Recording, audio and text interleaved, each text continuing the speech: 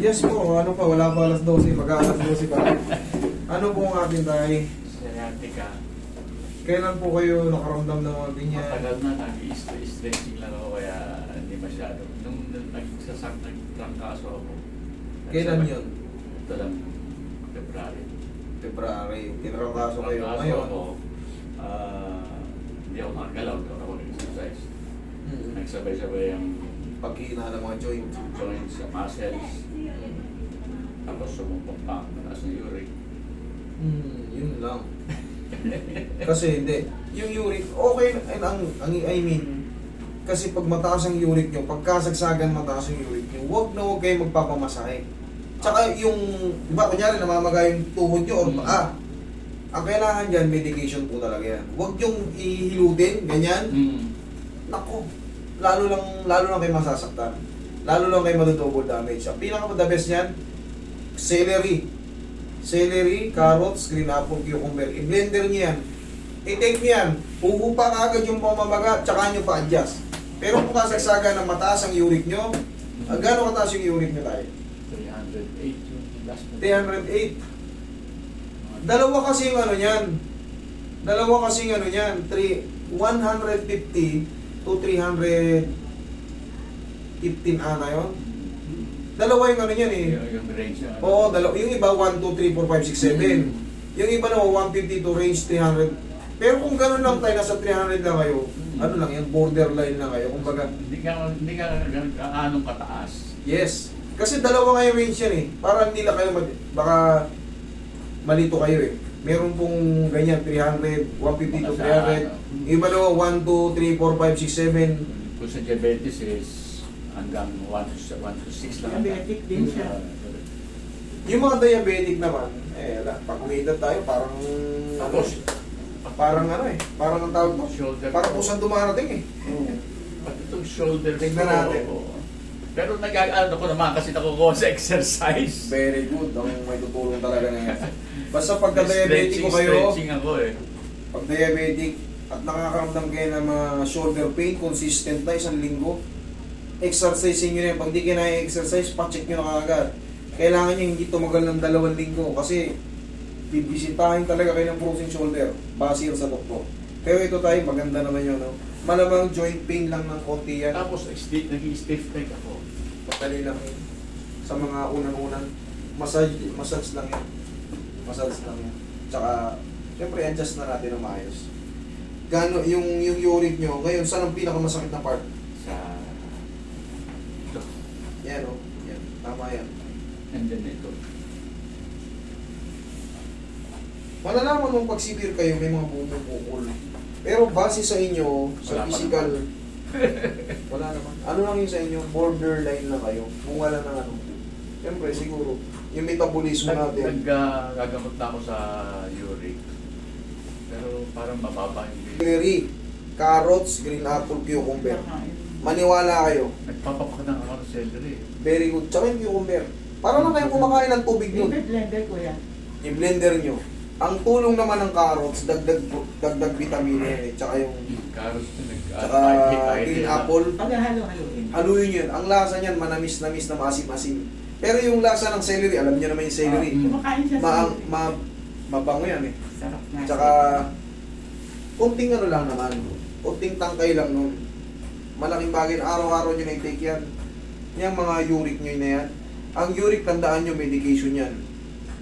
Medication yan. Kailangan lang, syempre, yung kinakain natin. Relax lang. Yung kinakain natin, huwag tayong malakas sa red meat. Baboy, baka, tuna. Hindi na kumakain kasi mataas ang creatinine niya eh. Ang creatinine naman sa bato yan, mami. Oh. Pinagbawal na yung mga meat sa kanya. Hindi na ako makain baboy. Eh, damay ako. Okay yun. Marami naman pagkain bukod sa mga Kaya kanin. yung i-blender, once a day lang yun. Ayun ang palaging araw-araw nyo. Once a day. Once a day. Once a day. Ikaw ang pati hayat ay. Dito, palagi sumasakit. Ito, pwede ito. Sa labas. Sa labas. Okay. Ang ginagawa ko din, i-stretch ko yan. Ay, Okay. Master lang po. Hindi po Master. tayo. Wala, lagi mo kinokorek nga yan. Opo, relax lang. Kasi mapagalitan tayo niyan. Hindi na. Mapagalitan tayo ng mga doktor talaga. Dati nakaka-squat ako before the trangkaso ko. Nang wala yung movements ko, wala talagang Ilan taon na ba kayo ngayon tayo? mag-70 November. 70, okay. Sige, relax lang. Sumasabay na yung aging. Oo nga. Sumasabay na yung aging. Relax lang.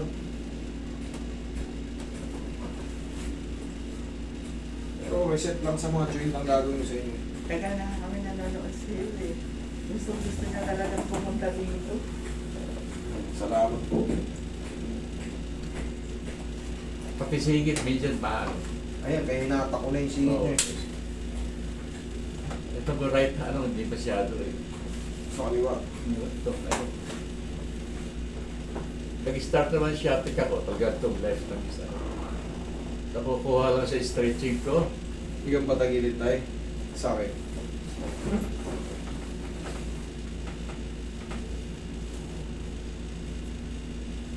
Ayan, relax na.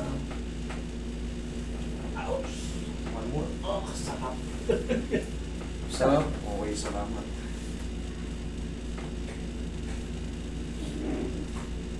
Namayat nga siya. Sa trangkaso, no? Pero makaka-recover yan. Pero tama na itong katawan kabilang side. Maganda na yung katawan ganito kasi bumalik kayo sa taba. Mas mahirap kung- mataba. 76 kilos ako dati ngayon, mga 72 na lang. Ito yung kaso. Actually, mas maganda itong ganitong katawan. Kumbaga, mas fit kayo tignan. Mas fit. Pagka kasi tumaba ka na, umiidad ka na, yung mga joint natin nagsasuffer yan. Mas mabigat tayo. Ay, dito lang. Mas mabigat tayo, mas mahirap kumilos. Yung mga joint natin, syempre nabibigatan din sila. Dapat. Siya actually ang maraming problema. Sabi niya, mamamatay na ata. Baka mapuna pa ako tayo. Hindi niyo kami tayo. Yung creatinine naman kasi, ang ibig sabihin ng creatinine, poison of the blood. Poison to the blood. Sorry. Poison to the blood. Ibig sabihin, maraming naso. Hindi napipilter ng maayos. Kasi Tama. yung kidney natin, maring hindi nagpa-function ng maayos. Pag chinek yung creatinine nyo, naku, taas. Pero yan talaga, ang sagot sa mga tumataas ng creatinine, mga herbal. Herbal. Eh, no, kanina yung lumabas? Si tatay, 77. Herbal lang kinakana niya. Yung mga down ng avocado, bayabas. Pwede sa akin yun. Oo, pinagkaano niya. Ang malakas pa siya. Ang tinitira niya ng ganun. Sabi niya kanina sa video. Ang tinitira lang nila yung mga dahon ng down, avocado, bayabas. Pinakukulan nila. Yun ang ginagawa nila tsa. Oh, Nag-try malakas ako. pa. Si tatay, pinakamatanda, yung lalaki. Hindi siya nagpe-maintenance ha. Dati may maintenance siya pero pinalitan niya ng gano'n. Sa kanila mismo, may record tayo dyan. Pwede niyo reviewin yun. Ako nga ano, dami ako maintenance. Hindi niya kailangan mag-maintenance. Subukan niyo mag-ano, herbal. Manood kayo kay ano. Marami yun si Doc Chani. Dr. Chani. Manood kayo ron. Maraming ituturo yun ano.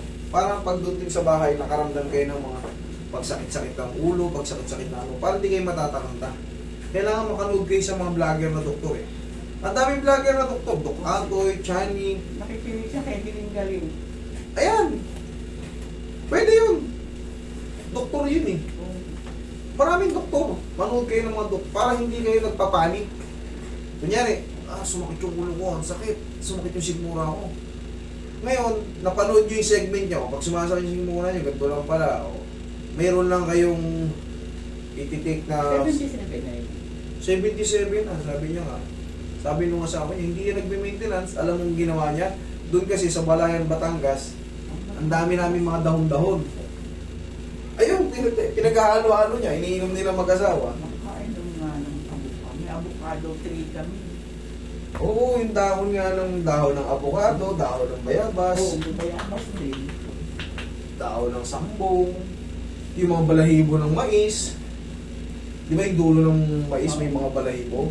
Ayan, safe yan. Yung iba naman, yung mga ano ng kawayan, yung ugat ng kawayan. Pero mahirap hanapin yun eh. Oo nga. Yung ano na lang, yung mga dahon ng mga buka-bukado. Nag-try ako bayabas ng 2 days ako nang umiinom ng bayabas.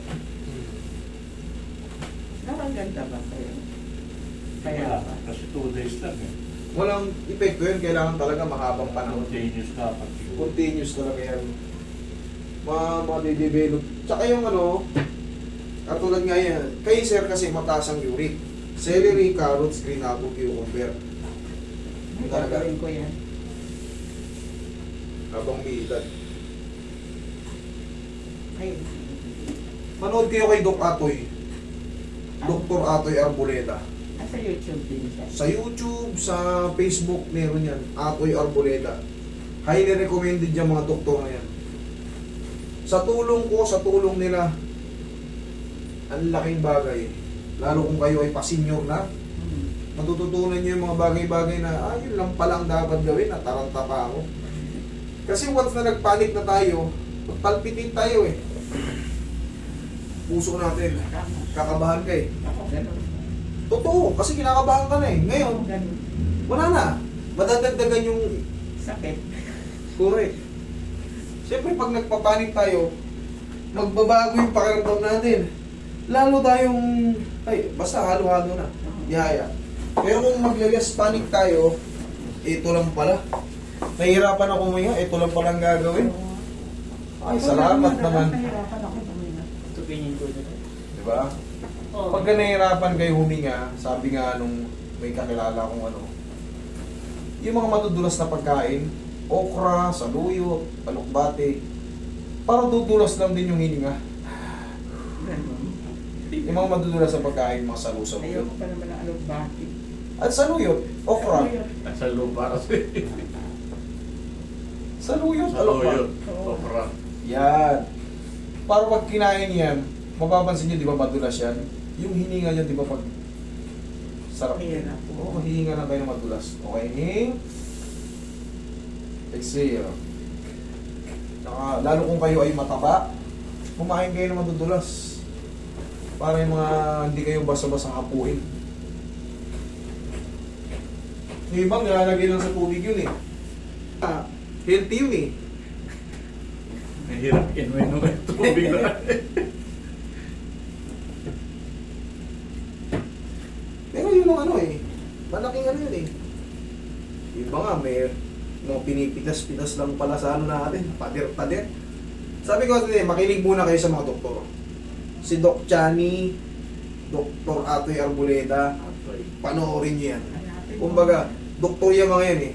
Sige, baka hindi pa kayo hindi pa kayo totally naniniwala. Doon ko rin kinukuha yan sa kanila. Naniniwala yan.